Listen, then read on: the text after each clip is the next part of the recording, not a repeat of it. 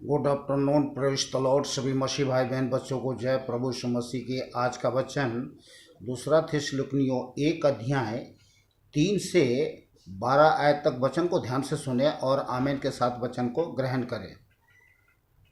परमेश्वर ने आज हम सब के लिए यही वचन दिए हैं और परमेश्वर जो कुछ हमारे जीवन में देते हैं, रखते हैं, वो हमारे जीवन के लिए, हम सब के जीवन के लिए बहुत बड़ी आशीष का कारण होती है।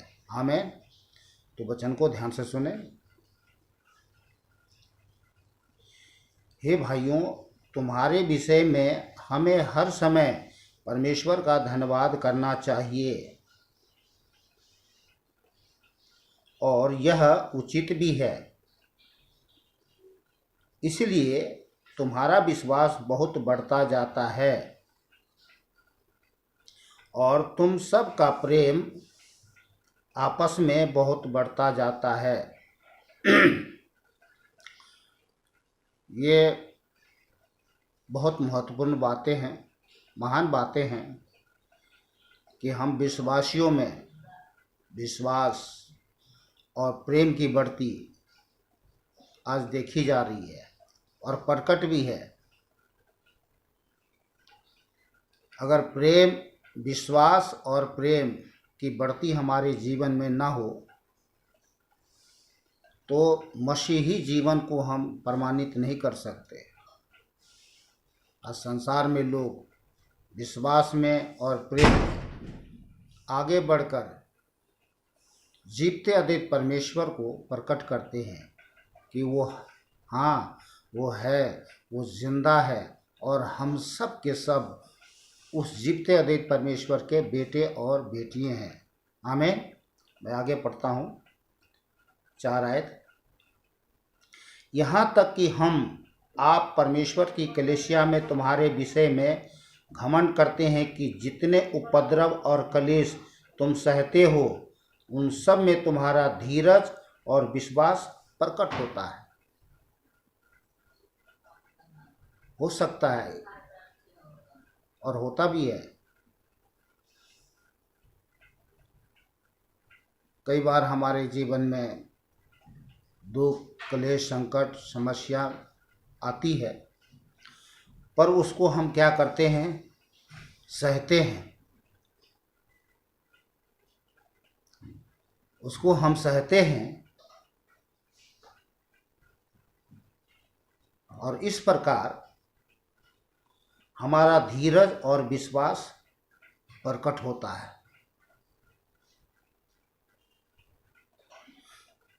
हम दुख, क्लेश, संकट, बहुत सारी समस्या का सामना कर क्यों स्थिर रहते हैं और क्यों सहते हैं? क्या ये सबकी बस की बात है? नहीं। परमेश्वर ने हमें प्रेम, संयम, सामर्थ्य की आत्मा दिया है, इसलिए हम उन क्लेशों को सह लेते हैं। हम में सहने की शक्ति है। इस संसार में भूख, दुख, संकट, समस्या, विपत्ति, लोभ, लालच, घमंड, दाग, झुर्री, लड़ाई झगड़े, तेरा मेरा, बखेरा, बहुत प्रकार के समस्याएं उत्पन्न होती रहती हैं और इन सारी चीज़ों का सामना लोग करते भी हैं। तो क्या वे लोग सह पाते हैं? बहुत कम लोग हैं जो सह पाते हैं। मैं परमेश्वर पिता का धन्यवाद करता हूं कि परमेश्वर ने हम सब के जीवन में प्रेम, संयम, सामर्थ्य की आत्मा दिया है, जो हर दुख, संकट, समस्या, विपत्ति का सामना करते हुए प्रभु के प्रेम में आगे बढ़ते चले जा रहे हैं और परमेश्वर ने यहाँ तक लाए हैं और आगे भी ले चलेंगे। थोड़ा साउंड कम रखना भाई आप लोग। मैं 5 आयत से पढ़ रहा हूँ। यह परमेश्वर के सच्चे न्याय का स्पष्ट प्रमाण है कि तुम परमेश्वर के राज्य के योग्य ठहरो, जिसके लिए तुम दुख भी उठाते हो, क्योंकि परमेश्वर के निकट यह न्याय है कि जो तुम्हें क्लेश देते हैं उन्हें बदले में कलेश दे। तो जो हमें कलेश देते हैं, परमेश्वर ने कहा पलटा लेना मेरा काम है, पलटा मत लेना। तो जो हमें मसीही लोगों को कलेश देते हैं, परमेश्वर बदला लेने वाला है, उसको बदला देगा प्रभु। इसके लिए हमें चिंता नहीं करना है। और तुम्हें जो कलेश पाते हो और हमारे साथ चैन दे।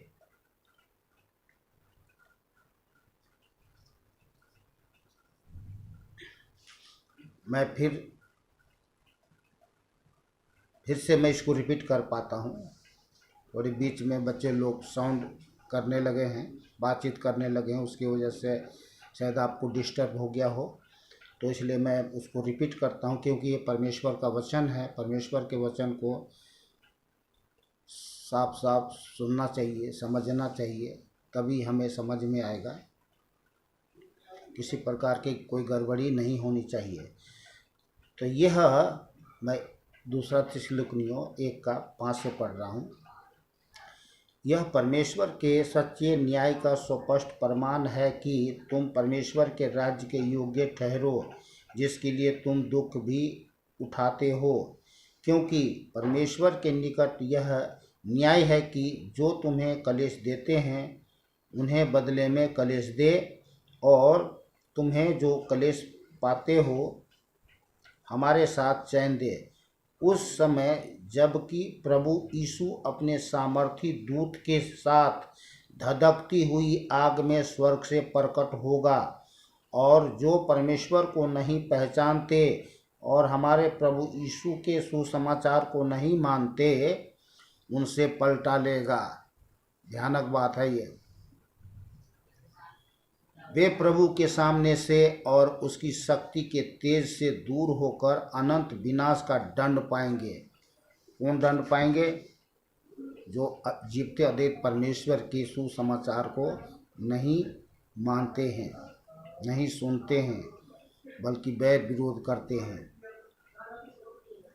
यह उस दिन होगा जब वह अपने पवित्र लोगों में महिमा पाने और सब विश्वास